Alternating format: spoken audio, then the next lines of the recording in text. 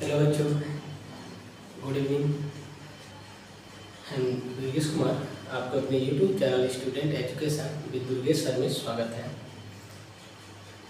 बहुत दिनों के बाद आज कक्षा 12 की क्लास को स्टार्ट किया जा रहा है।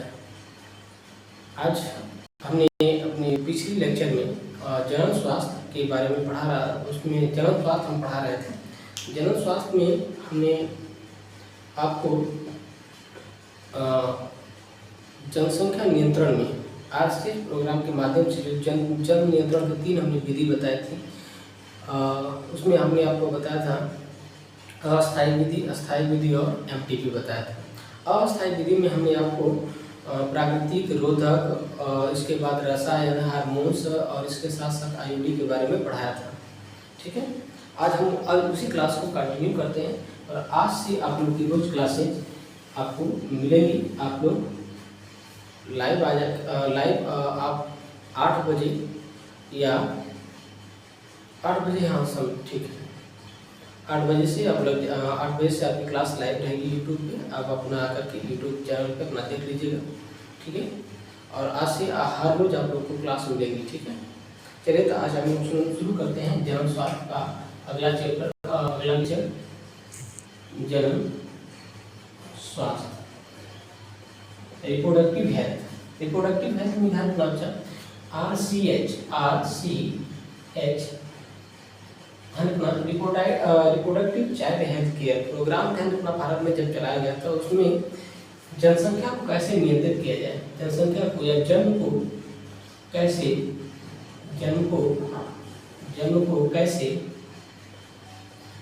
नियंत्रित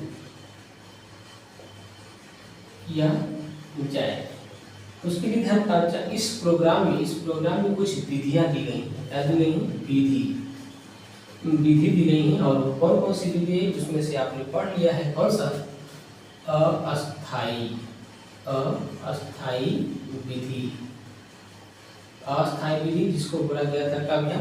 इसको बोला गया था टेम्पोररी मेथड, जिसमें हमने आपको बताया था कि जनसंख्या नियंत्रण की वह क्रिया विधि जिसमें कुछ युक्ति, कुछ रसायन, कुछ हार्मोन्स, कुछ आईयूडी का उपयोग करके कुछ समय के लिए जन्म को रोका जाता है। ऐसी जन्म नियंत्रण की विधि को बोला जाता है अस्थायी विधि, जिसमें हमने आपको पढ़ा दिया था कि इसके कई प्रकार होते हैं। कितने प्रकार होते हैं भैया? आपको पता होगा कौन कौन से हमने आपको पढ़ा दिया है। पिछले जो बच्चे नहीं पढ़े हैं वो पिछला लेक्चर आप जाकर के देख लीजिए, इसके बाद इसको आप देखिए तुरंत समझ में आएगा। इसमें हमने आपको पढ़ा दिया था प्राकृतिक विधि। दूसरा आपको हमने पढ़ाया था रोधक, और तीसरा आपको हमने पढ़ाया था रसायन, और चौथा पढ़ाया था हमने क्या? आईयूडी, और पांचवा हमने आपको पढ़ाया था क्या? हार्मोन। क्या भैया? हार्मोन, ठीक है। अच्छा, थोड़ा थोड़ा चर्चा इसका हम कर देते हैं, ठीक है, कर देते हैं ताकि आप लोग को पिछला जो लेक्चर है वो तरोताजा हो जाए आपके दिमाग में। ध्यान रखिएगा, प्राकृतिक विधि में हम न किसी रसायन का, न किसी आईयूडी का, न किसी रोधक का, न किसी हार्मोन्स का प्रयोग करते हैं, जिसमें अपने ऊपर नियंत्रण रख करके बच्चे को, या कह सकते हैं कि जन्म को नियंत्रित किया जाता है, ठीक है, जनसंख्या को कंट्रोल किया जाता है।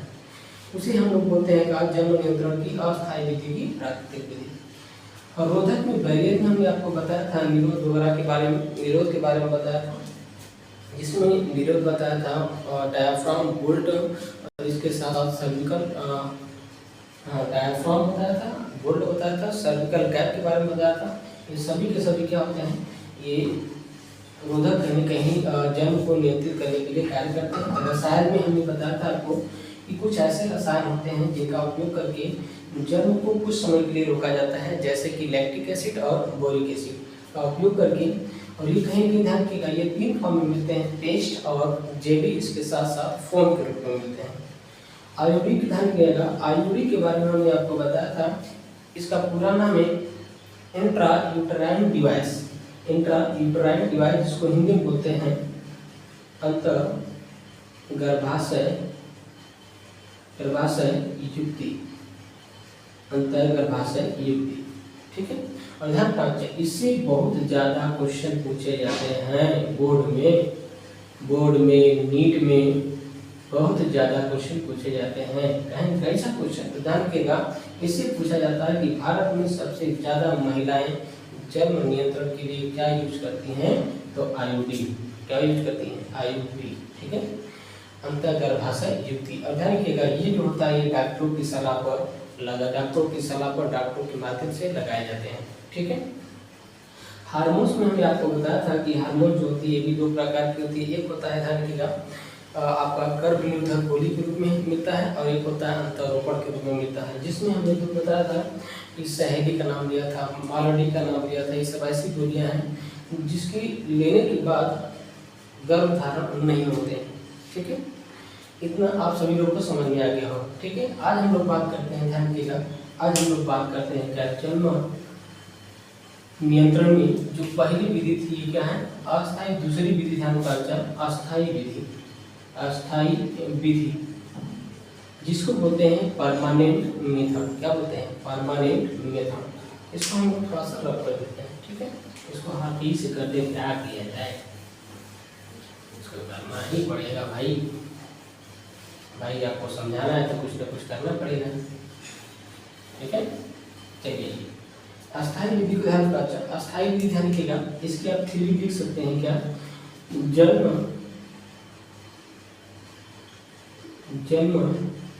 नियंत्रण की वह क्रिया विधि जिसमें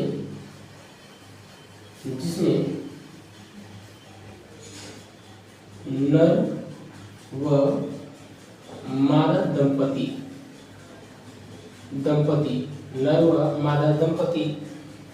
के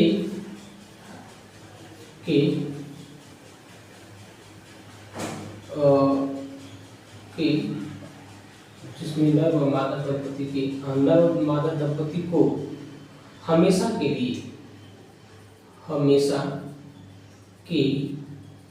लिए बाध्य कर दिया जाता है, जिसके बाद वह फिर नए या बच्चे को जन्म नहीं दे पाते हैं।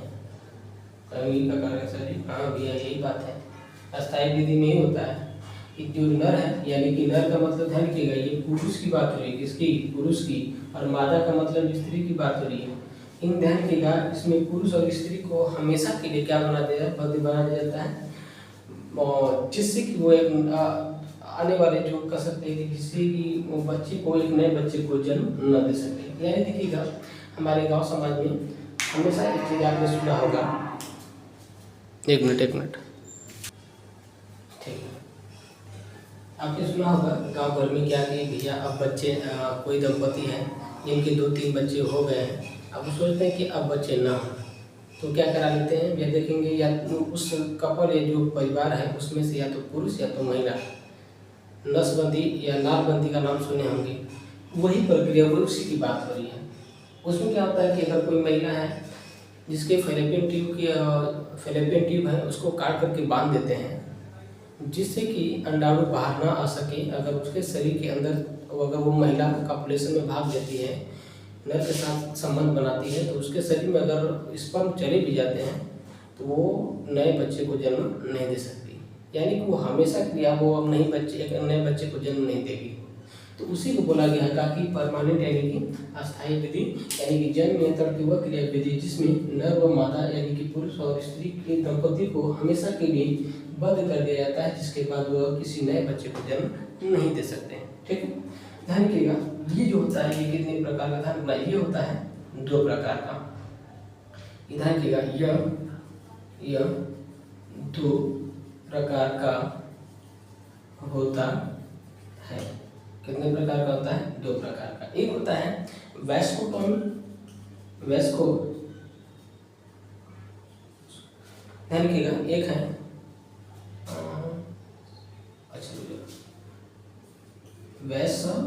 वैस्कोटॉमी और एक होता है, ध्यान रखिएगा, एक होता है ट्यूबोटॉमी। क्या होता है? ट्यूबोटॉमी,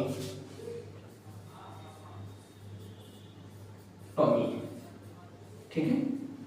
ध्यान रखिएगा, वैस्कोटॉमी, ध्यान रखिएगा, आप कक्षा 10 में भी और इसमें भी जब मानव जन्म पढ़ेंगे तो मानव जन्म में आपको नर का, ध्यान रखिएगा, नर का वृषण पढ़ाया गया होगा। क्या? वृषण, नर का वृषण पढ़ाया गया होगा, जिसमें ध्यान रखिएगा ये जो वृषण होते हैं, ये वृषण, ध्यान रखिएगा, ये जो वृषण है, इनसे ध्यान रखिएगा कुछ नलिकाएं शरीर बाहर की तरफ आती हैं, बाहर की तरफ। इसको बोला जाता है शुक्र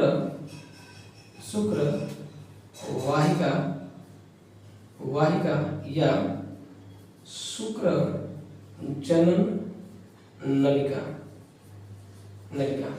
इसी को इंग्लिश में बोलते हैं का वास डिफरेंस।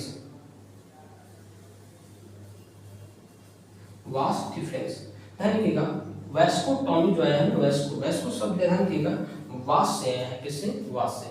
वैस्को ध्यान रखिएगा, टॉमी का मतलब होता है काट करके बांध देना। तो ध्यान बच्चा, इसमें होता क्या है कि किसी नर के यानी कि पुरुष की शुक्र वाहिका को काट दिया जाता है और काट करके यहीं क्या करते हैं, इसको बांध देते हैं।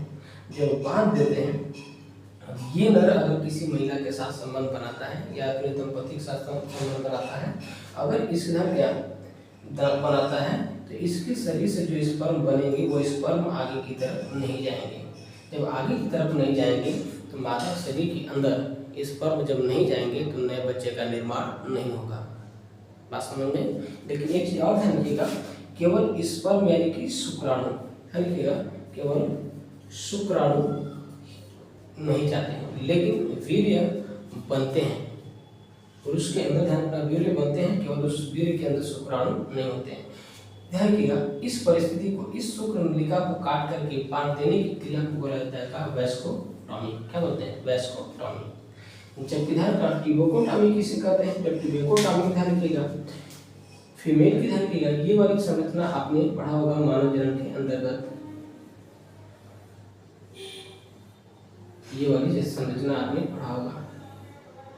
ये ध्यान रखिएगा, ये जो संरचना है इसको बोलते हैं, ध्यान रखना, मादा जनन तंत्र। ठीक है, अब इसमें ध्यान रखिएगा, ये है कीप और इसको बोलते हैं झालर, प्रथम राज्य इसको बोलते हैं डिंब वाहिनी या फैलोपियन नलिका। ठीक है, जिसको इंग्लिश में बोला जाता है, फैलोपियन को ही बोलाते हैं फैलोपियन ट्यूब। अब ध्यान रखना, यहाँ पे क्या होता है, ध्यान रखिएगा, यहाँ पे होता है क्या? अंडाशय। इस अंडाशय से निकलते हैं क्या? अंडे। अंडा निकल करके ध्यान रखिएगा यहाँ पे इंतजार करते हैं क्या? डिंब वाहिनी की ये जो क्षेत्र है ना, इस क्षेत्र को बोला जाता है तुम्बिका। क्या बोलते हैं? तुम्बिका। ठीक है, तुम्बिका बोलते हैं। तो यहाँ ध्यान रखना, ये अंडाणु निकल करके इंतजार करता है। जब यहाँ ध्यान, ये महिला जब किसी पुरुष के साथ संबंध बनाएगी तो इसके शरीर में आएंगे क्या? स्पर्म आएंगे। क्या आएंगे? स्पर्म आएंगे, शुक्राणु आएंगे। और इस तरह से जब आएंगे आगे, जो यहाँ पे बैठा है इसके साथ संलयन करेंगे, निषेचन कराएंगे, जाकर के एक नए बच्चे का निर्माण होगा। लेकिन इस विधि में क्या होता है, ट्यूबोटॉमी में क्या होता है कि इस जो ट्यूब नलिका है, ये जो नलिका फैलोपियन ट्यूब है, इसको क्या किया जाता है कि इसको काट दिया जाता है। क्या किया? काट करके बांध दिया जाता है। और जब बंध जाता है तो यहाँ से जब अंडाशय, ध्यान रखिएगा, अंडाशय से जब अंडे निकलेंगे तो ये बाहर की तरफ या आगे की तरफ नहीं जाते हैं। अगर ये महिला किसी पुरुष के साथ संबंध बनाती है तो यहाँ पे स्पर्म आ भी जाएंगे तो निषेचन नहीं होगा। जब निषेचन नहीं होगा तो नए बच्चे का निर्माण नहीं होगा। जब नए बच्चे का निर्माण नहीं होगा, ध्यान रखिएगा, कहीं न कहीं इस विधि के माध्यम से जनसंख्या को नियंत्रित किया जा सकता है। जनसंख्या को नियंत्रण या जनसंख्या नियंत्रण किया जा सकता है, ठीक, किया जा सकता है। क्लियर है? ये ध्यान रखना चाहिए, हमेशा के लिए हो गया। लेकिन आपको मन में होगा सर जिसको खोल के बांध नहीं सकते हैं, बांध सकते हैं, लेकिन उस तरह की जो कंडीशन पहले थी वो अप्लाई नहीं होगी। तो बहुत सारी दिक्कत हो सकता है कि कैंसर हो जाए, हो सकता है कि और सारी बीमारियां इसकी वजह से पैदा हो जाए। तो ऐसा नहीं है, ये ध्यान रखिएगा, ये खुद नहीं है, डॉक्टरों के माध्यम से होगा, ये ऑपरेशन के माध्यम से होगा, ठीक है। तो ध्यान रखिएगा, इस चीज को बोला जाता है, ध्यान रखिएगा, अस्थायी विधि, जिसका ध्यान रखना चाहिए। वैस्कोटॉमी किसे कहेंगे? वैस्कोटॉमी क्या है? पुरुषों के अंदर कराई जाती है। किसके अंदर? वैस्कोटॉमी किसके अंदर होती है? पुरुषों के अंदर। पुरुषों की शुक्र नलिका यानी कि शुक्र जान नलिका या शुक्र वाहिका जो है, इसको काट करके बांध देते हैं, जिससे कि नर के अंदर जो बने शुक्राणु वो बाहर नहीं आते हैं, और इस विधि को बोला जाता है वैस्कोटॉमी। जबकि फीमेल के अंदर जो फैलोपियन ट्यूब उसको काट करके बांध देने की प्रक्रिया कहलाती है ट्यूबोटॉमी, ठीक है। आई होप आप लोगों को ये चीज़ें समझ में आई होंगी। जल्दी से इसका स्क्रीनशॉट ले लीजिए और इसके बाद आगे चलते हैं और पढ़ाते हैं जनसंख्या नियंत्रण की तीसरी विधि, जिसका नाम क्या है? MTP। क्या है? MTP। जल्दी से इसका स्क्रीनशॉट ले लीजिए,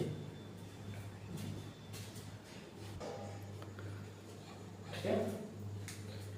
आइए हेडिंग डाल लीजिएगा MTP।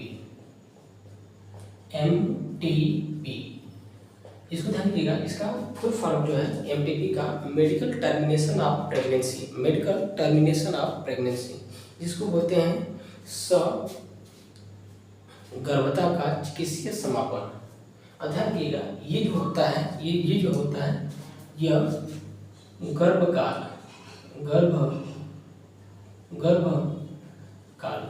कितने दिन का होता है? 9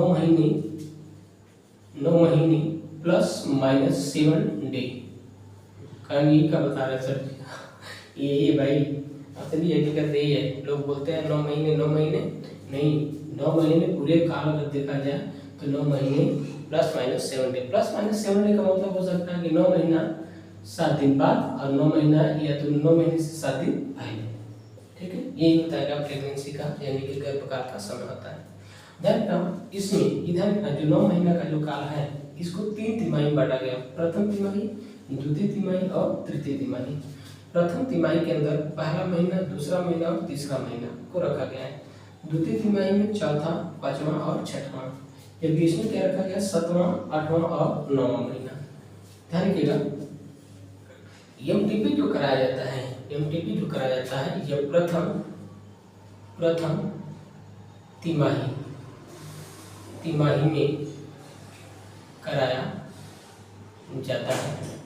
ठीक है। प्रथम तिमाही में कराया जाता है। कल हम लोग इसको डिटेल से पढ़ेंगे। आज के लिए इतना ही, ठीक है। और क्लास को आप रोजाना पढ़िए और अच्छे से पढ़ाई करिए। आपको रोज क्लास मिलेंगी 7, 7:30 के बाद मिलेंगी। 8 बजे तक आपको क्लास लाइव मिलेंगी। आप आकर के यूट्यूब चैनल पर आप पढ़ाई करिए और नोट्स बनाइए। और जितना हम पढ़ा रहे हैं इससे 1% बाहर से नहीं आएगा। बोर्ड में जो भी चीज़ हम दे रहे हैं, बोर्ड में अच्छे से अगर प्रिपरेशन कर लेंगे तो बोर्ड में अच्छे खासा, बोर्ड का जो एग्जाम है उसमें अच्छा खासा नंबर उठा लेंगे, ठीक है। तो आप जितना हो सके मैटर को ध्यानपूर्वक समझिए। नहीं समझ में आ रहा है, 1 बार नहीं 2 बार 3 बार देखिए, वीडियो को समझ में आएगा, ठीक है। बात समझ में, और जितना हो सके लाइक शेयर सब्सक्राइब करिए, ठीक है। बहुत बहुत धन्यवाद।